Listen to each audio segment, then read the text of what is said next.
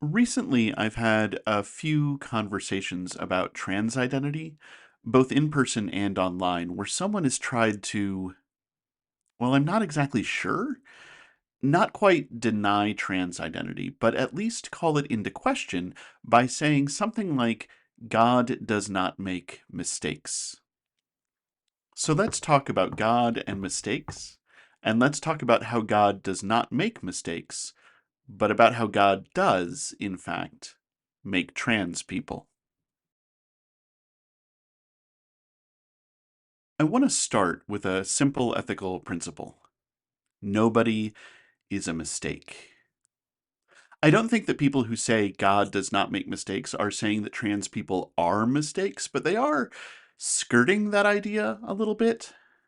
The moment someone responds to the existence of trans people by saying that God does not make mistakes, there is the implication that trans people might be mistakes. So it seems important to say that nobody is a mistake, no matter who you are, and no matter where you are on life's journey. You are not a mistake. Now, as a Christian, I take that further. Not only is nobody a mistake, but everybody is created in the image of God, and we are called to treat everybody as a bearer of the image of God. And I know that when we get into it, that raises a bunch of questions, like what about Adolf Hitler, or Osama bin Laden, or Donald Trump? Are they created in the image of God? Do we have to treat them as bearers of the image of God? And the answer to those questions is yes. And Christianity is hard. And how we treat those people as bearers of the image of God is an open and difficult question that I'm not even going to try to answer here. But the fact that the question exists might put some things in perspective. We might not know how to treat those people as bearers of the image of God.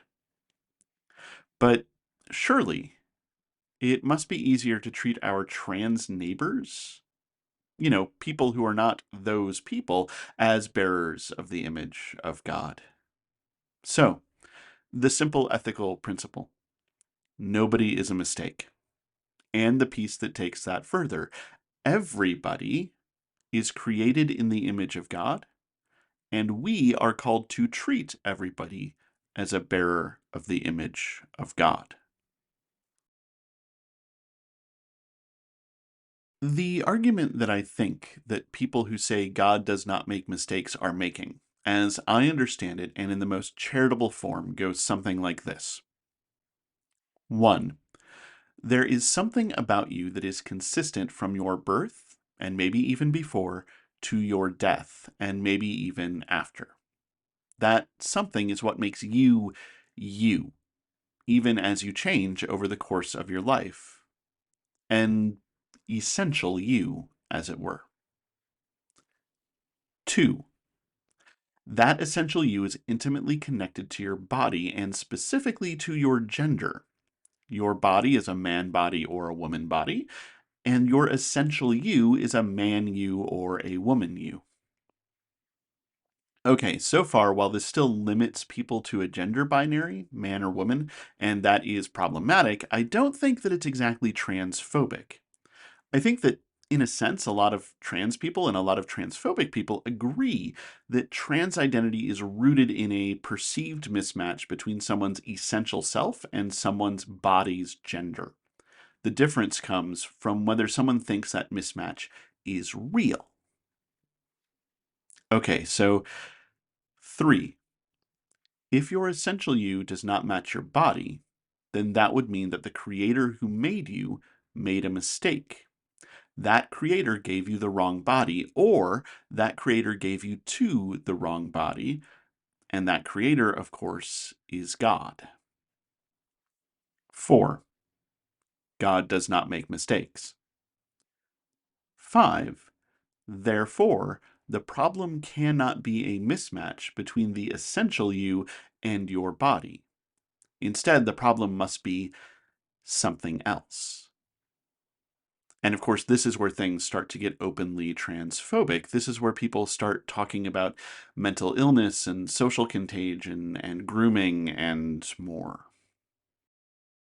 Here's the basic problem with this argument, or at least the basic problem that I have with this argument. Bodies change a lot over time. And while some of those changes are natural, a lot of those changes are not. We do a lot of things to bodies. And what I don't understand is why gender is one of the very few ways that someone's essential self and someone's body are inalterably linked.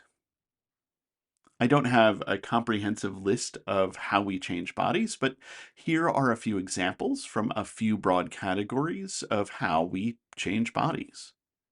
We change bodies for athletic reasons. I'm defining athletic broadly here, but the training that we put soccer players, gymnasts, and ballet dancers through causes changes to those bodies. And when those athletes are young and their bodies are still developing, those changes can be permanent. We change bodies for cosmetic, cultural, and religious reasons. No one is born with pierced ears. No one is born with neck rings that bend the collarbone and create the illusion of an elongated neck. No one is born circumcised. Well, that one gets a little complicated. There is a rare congenital condition in which the foreskin is missing, but that's not exactly the same as being circumcised and all of that. But the point is that people change bodies for reasons that are linked to tradition. We change bodies for medical reasons. Among many other specific reasons, we repair cleft lips and cleft palates in infants and children. We fix diaphragmatic hernias in infants, and we treat neonatal diabetes. We even change atypical genitalia to help people match an assigned gender. And here's the thing. Even if someone's essential self and someone's body's gender match, even if someone is cisgender, sometimes these changes are gender affirming, meaning they bring that person's body closer to that person's understanding of their own gender. And sometimes these changes are gender denying, meaning that they push that person's body further away from that person's understanding of their own gender.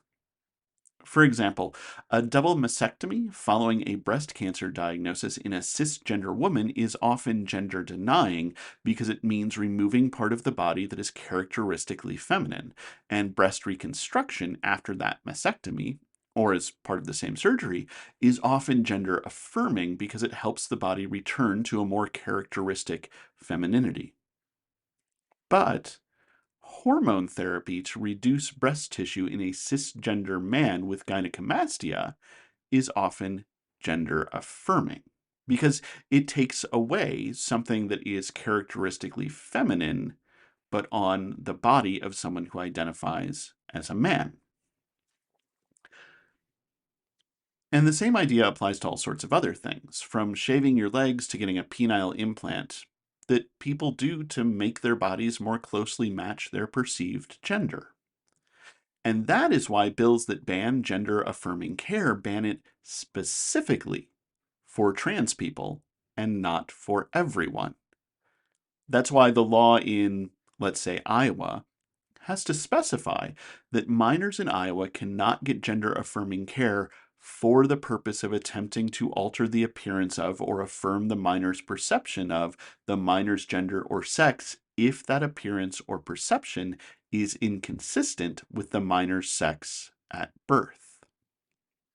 Because we are doing all sorts of gender affirming and gender denying things to our bodies all the time. Which just brings me back to the way that I initially stated the problem. Given all of the things that we do to our bodies, and all of the ways that we affirm or deny our own genders through those things, why is gender one of the very few ways that someone's essential self and someone's body are inalterably linked?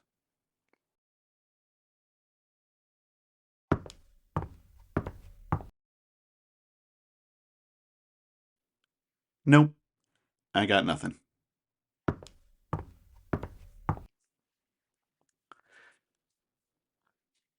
Remember that simple ethical principle that we started with? Nobody is a mistake. And remember the bit that took it further? Everybody is created in the image of God, and we are called to treat everybody as a bearer of the image of God. I really do believe that. At least, I really do try to believe that. And I also really do believe that God does not make mistakes, or at least I really do try to believe that as well. So what if God just makes trans people? What if God just makes non-binary people? What if God just makes people across the broad spectrum of gender identity, just like God makes people who are not yet ballerinas, who do not yet have pierced ears, who do not yet have repaired lips, just like God makes all sorts of people who are not yet what we will one day become. There's this scene in the Gospel according to John where Jesus and his disciples come across a man who was born blind. The disciples ask, "Rabbi, who sinned, this man or his parents, that he was born blind?" Saying that the man's blindness was the result of sin, that it was a punishment for something, was their way of not saying that God had made a mistake and messed up this man's eyes. And Jesus answers, "Neither this man nor his parents sinned. He was born blind so that God's works might be revealed in him." And then Jesus goes on a bit of a discourse, but in the end, he makes some mud, spreads it on the man's eyes, and tells the man to go wash in a pool. And when the man does all of that, he is able to see. The man's blindness was not a punishment, and it was not a mistake. The man's blindness had a purpose. In this case, Jesus met that purpose and revealed God's works in him by healing him. But that purpose could have been met by others too. God's works could have been revealed in a community that cared for the man, that shaped their little corner of the world in a way that worked for him, that loved him. And maybe God makes all of us not yet what we will become. So this deeper work, this love, can be revealed. God does not make mistakes. God does make trans people. And the question for Christians is, how do we, cis people and trans people and non-binary people and non-gender conforming people and people all across the broad spectrum of gender identity, reveal God's deep work of love together? I'm going to end where I usually end things. Our job as humans and our job as Christians, is love. Whether God makes mistakes, how our essential selves do or do not align with our bodies, and other questions are interesting. But once we start talking about how we treat people, they all provide the wrong frame.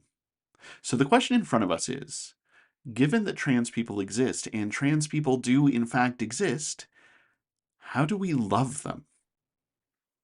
And while I'm sure there's a whole other video that I could do about that, it really isn't any different from asking how we love anyone else.